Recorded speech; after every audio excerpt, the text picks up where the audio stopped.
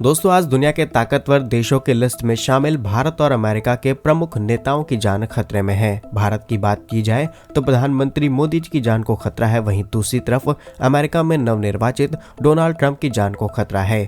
Reports के मुताबिक राष्ट्रपति पुतिन ने एक प्रेस कॉन्फ्रेंस के जरिए इस बात को कंफर्म किया है कि ट्रंप की जान को अभी भी खतरा है। वहीं दूसरी तरफ प्रधानमंत्री मोदी को रिसेंटली एक फोन कॉल आया है, जहां पर पूरी स्ट्रेटजी को शेयर किया गया है किस तरीके से वो अपने इस काम को अंजाम दे सकते हैं। तीसरी खबर भारत और रूस से ही सामने निकल के आ रही है, जहां पर फाइनली दोनों देशों ने उस स्ट्रेटजी को तैयार कर लिया है जिसके तहत आने वाले समय में करीब $100 बिलियन का ट्रेड दोनों देशों के बीच किया जाएगा। चौथी खबर पड़ोस यानी बांग्लादेश से सामने निकल के आ रही है, जहां दोनों देश रिलेशंस मजबूत करने की कोशिश कर रहे हैं। वहीं हिंसा के बीच यूनुस सरकार ने पाकिस्तान से हथियार खरीदने शुरू कर दिए हैं। पांचवी अपडेट भारत और अमेरिका से सामने निकल के आ रही है, जहां पर अडानी मामले में भारत सरकार ने पहले क्लियर कर दिया है कि यूएस की तरफ से कोई इन्फॉर्मेशन हमें नहीं मिली थी, तो हम इस मामले में इन्वॉल्व नहीं होंगे। आइए आज की इस वीडियो में पांचों इंपॉर्टेंट राष्ट्रीय और अंतर्राष्ट्रीय खबरें आपको डिटेल्स में बताते हैं। यदि आपको हमारी ये न्यूज सीरीज पसंद आ रही है तो आज के इस वीडियो को लाइक और चैनल को सब्सक्राइब जरूर कीजिएगा। सबसे पहले ट्रंप और पुतिन के बीच से आ रही अपडेट की बात की जाए तो आप जानते होंगे कि दोनों नेताओं की दोस्ती काफी ज्यादा पुरानी है। जब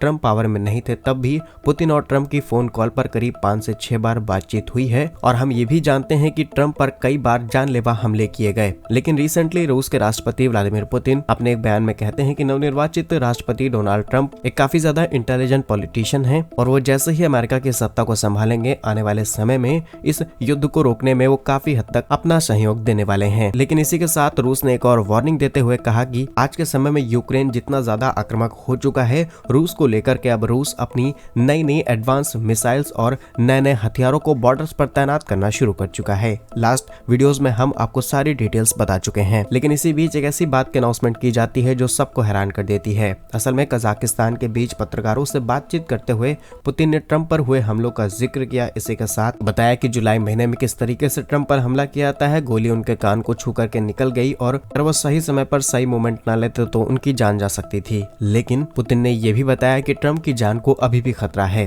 ट्रंप और उनके पूरे परिवार को उस इंसिडेंट से बहुत कुछ सीखने की जरूरत है और अपनी सिक्योरिटी को और ज्यादा बढ़ाने की जरूरत है, क्योंकि अब वो पावर में आ रहे हैं और डेफिनेटली उनके ऊपर और ऐसे कई हमले होने की संभावना बन सकती है। कई इंटरनल सर्वेज हैं या फिर आप जानते होंगे रशिया का इंटेलिजेंस ऑलरेडी काफी ज्यादा एडवांस लेवल पर काम करता है और हैकिंग के मामले में भी रशिया काफी ज्यादा एडवांस माना जाता है। तो मे बी इनके हाथ में कोई ऐसी इन्फॉर्मेशन जरूर लगी होगी जिसके बेसिस पर वो ये बातें क्लेम कर रहे हैं। लेकिन जैसा कि हम जानते हैं दोनों नेताओं की दोस्ती काफी ज्यादा पुरानी, काफी ज्यादा गहरी है, इसलिए ट्रंप इस बात को नजरअंदाज नहीं करेंगे और डेफिनेटली वो अपनी सिक्योरिटी को और ज्यादा बढ़ाने वाले हैं। दूसरी खबर की बात की जाए तो प्रधानमंत्री मोदी को जान से मारने की साजिश से जुड़े हुए फोन कॉल से सामने निकल के आ रही है। रिसेंटली हिंदुस्तान में खबर छपी जहां पर पता चला कि प्रधानमंत्री मोदी को जान से मारने के लिए एक फोन कॉल रिसीव हुई। खबर के मुताबिक मुंबई पुलिस कंट्रोल रूम पे ये कॉल आया जिसमें पीएम मोदी के खिलाफ साजिश की बात कही गई। फिलहाल पुलिस इस पूरी फोन कॉल की और सारे ग्राउंड्स की जांच कर रही है। इसी के साथ एक महिला को हिरासत में लिया जा चुका है। जहां पुलिस की रिपोर्ट के मुताबिक कंट्रोल रूम में फोन आया, उसके बाद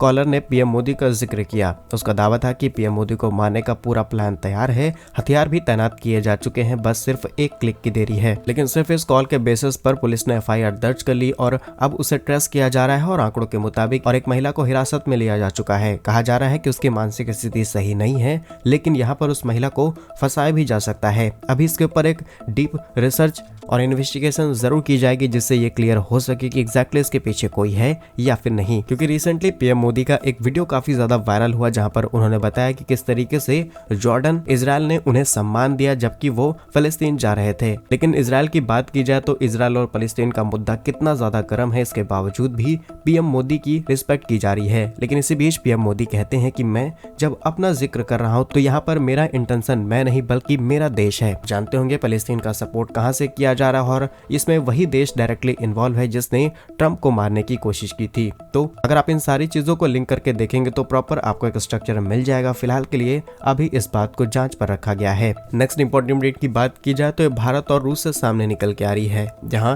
भारत और रूस का टारगेट था कि हम साल 2027 और 28 में अपने देश के बायलैटरल ट्रेड्स को अराउंड 65 बिलियन यूएस डॉलर तक पहुंचा देंगे। But just because of Russia Ukraine conflict हमें बहुत सारा क्रूड ऑयल खरीदने का मौका मिल गया और काफी डिस्काउंटेड प्राइस पर तो भारत ने लार्ज अमाउंट में ऑयल खरीदना शुरू कर दिया। कल की ही बात है, भारत वो सबसे बड़ा ऑयल पार्टनर बन चुका है रशिया का, जो अभी भी सबसे ज्यादा तेल खरीद रहा है, और वो भी भारत ने वेस्टर्न वर्ल्ड से दुश्मनी मोल लेते हुए इस तेल को खरीदा है। आप जानते होंगे तमाम पश्चिमी देशों ने भारत पर एलिगेशंस लगाए, इसके बावजूद भी भारत ने तेल खरीदना कंटिन्यू रखा। लेकिन जो टारगेट था हमारा 65 बिलियन यूएस डॉलर का, हमने ऑलरेडी इसे क्रॉस कर लिया है और अराउंड अभी दोनों देशों के बीच में 66 बिलियन यूएस डॉलर का ट्रेड शुरू हो चुका है। लेकिन विदेश मंत्री एस जयशंकर जी अपने एक बयान में कहते हैं कि अब हमें नीड है रशियन मार्केट में एक्सेस लेने की, सो दैट दोनों देशों के बीच में 100 बिलियन यूएस डॉलर का ट्रेड किया जा सके, एंड एज वेल हम रशिया को भी अपने मार्केट के अंदर एक्सेस देने वाले हैं।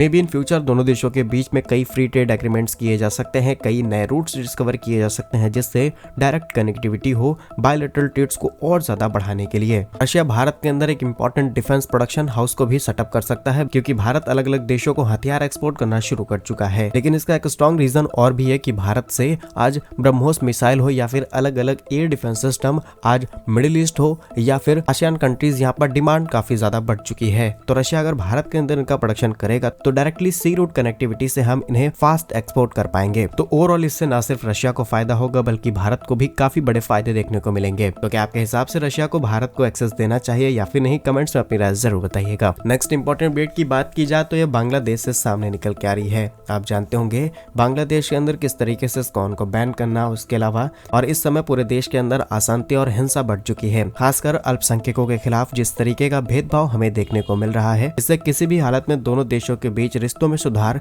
नहीं देखा जा सकता। लेकिन अब भारत के अगेंस्ट जाते हुए बांग्लादेश ने पाकिस्तान से भारी मात्रा में हथियार खरीदना शुरू कर दिया है। ये खबर तो कुछ समय पहले ही सामने आ गई थी कि पूर्व प्रधानमंत्री शेख हसीना जैसे ही भारत आती हैं, कुछ समय बाद ये डील फाइनल होती है और अब करीब 52 सालों बाद सी रूट के माध्यम से पानी के जहाज पर लदा हुआ एक बड़ा कंटेनर पाकिस्तान से बांग्लादेश पहुंचा है, जिसमें भारी मात्रा में हथियार हैं। अब ये हथियार पाकिस्तान ने बांग्लादेश को सप्लाई किए हैं। बांग्लादेश की सेना, पुलिस और तमाम तरीके की फोर्सेस इनका इस्तेमाल करने वाली हैं। मे बी इसमें कई ऐसे ग्रुप्स के हथियार भी हो सकते हैं जो कि आतंक से रिलेशंस रखते हो और डायरेक्टली उन्हें हथियार की सप्लाई की जाए, तो आगे चल के भारत के लिए भी बड़ी चिंता का विषय बन सकता है। नेक्स्ट इंपॉर्टेंट अपडेट की बात की जाए तो लगातार जिस तरीके से अमेरिका ने अडानी ग्रुप पर तमाम तरीके के घूस लेने के इल्जाम लगाए, अब भारत सरकार या फिर कहें विदेश मंत्रालय का रिएक्शन सामने निकल के आ चुका है, जहां पर भारत के विदेश मंत्रालय के प्रवक्ता रणधीर जायसवाल ने साफ शब्दों में कह दिया कि ये निजी व्यक्ति या फिर कंपनियों से जुड़ा हुआ मामला है। इसके अलावा अमेरिका सरकार ने भारत को कोई भी जानकारी पहले से नहीं दी थी और न ही किसी प्रकार का गिरफ्तारी का वारंट और किसी भी तरीके की 1% भी इंफॉर्मेशन हमारे साथ शेयर नहीं की गई। तो हम फिलहाल के लिए इस मामले में कुछ नहीं कर सकते हैं। अमेरिका को जो लीगल तरीके हैं सिर्फ वही अपनाने होंगे और साफ शब्दों में कहा जाए तो भारत सरकार ने अपना पल्ला झाड़ लिया है। फिलहाल देखते हैं आने वाले समय में यहाँ पर और कौन सी डेवलपमेंट्स देखने को मिलती है। आने वाले सभी अपडेट्स आपको वीडियोस में जरूर दिए जाएंगे। क्या कुछ कहना आपका इन सभी खबरों पर कमेंट्स में जरूर बताइए। ऐसे ही और वीडियोस पाने के लिए वीडियो को लाइक, चैनल को सब्सक्राइब जरूर कीजिए। वंदे मातरम, भारत माता की जय।